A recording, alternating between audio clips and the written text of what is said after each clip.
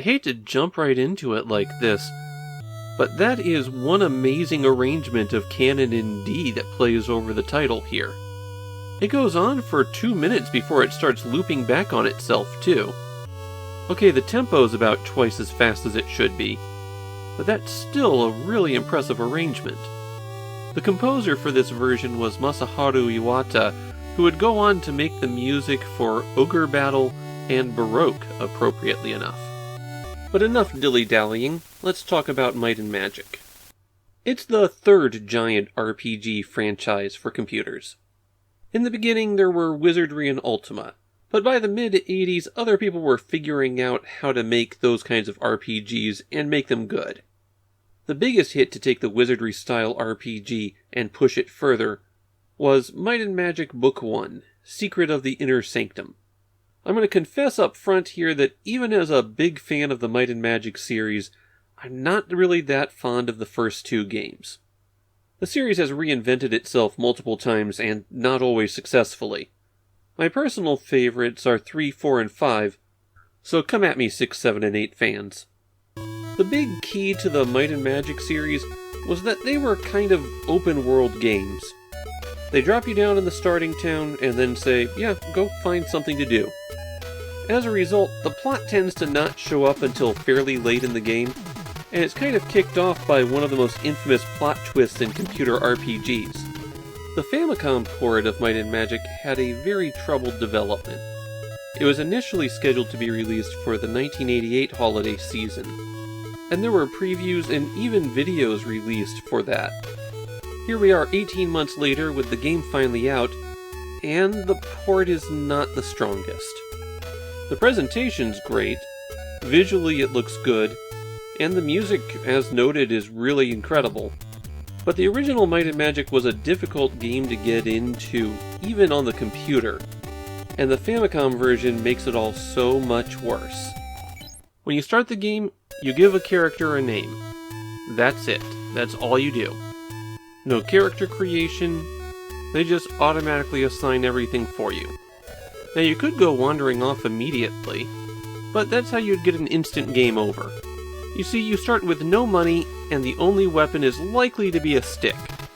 The town is full of hostile monsters, so just one step could be enough to kill you. Which means the first thing you need to do is turn around and go back into the inn that you apparently just came out of.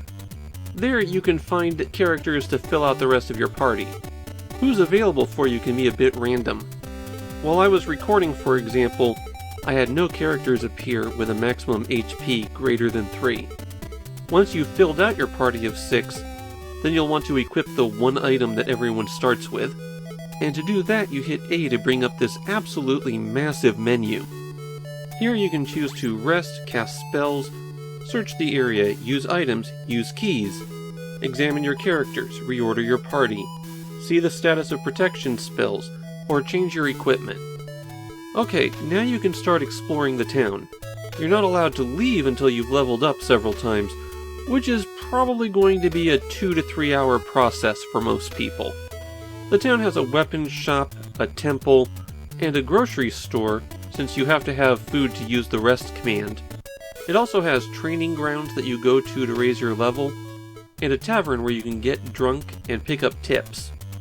And the very first town has something absolutely vital, a place you can take your characters to and turn them into whatever other characters that you want. That's right, the character generation features are actually hidden a bit into the game. Doing this will set their XP back to 0, so that really needs to be your first destination. As you're walking around town, you'll have the usual random encounters, and the combat system is its own peculiar set of challenges. You're given an absolutely enormous list of options for each character. Besides the usual attack, defend, cast spells, run away, you could also shoot your ranged weapons, which is apparently different from attack, or view the character's current status, which is the only way that you can see their current health during combat. That's right, the most important information, what you need on the screen constantly, is hidden behind a menu. It's one of the most absurd interface designs I think I've ever seen.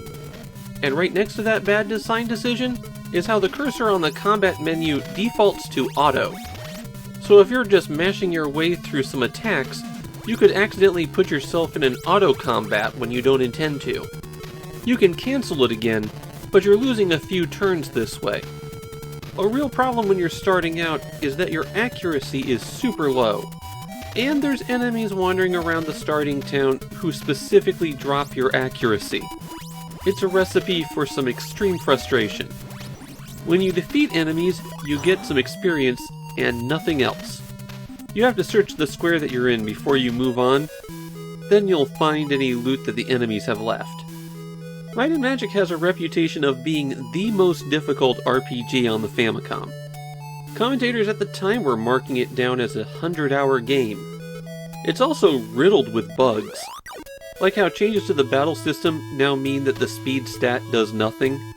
No enemies drop bows despite the items being in the game's code, so you can only buy ranged weapons in stores, and that limits how strong they'll get. And if you get blessed by the church, enemies become extremely strong while nothing happens to your characters. There's also some exceptionally ugly rollover bugs, including how for some reason, if you get to level 86, then you're level 1 again. This might be a good-looking version of Might and Magic, but it's easily the worst playing.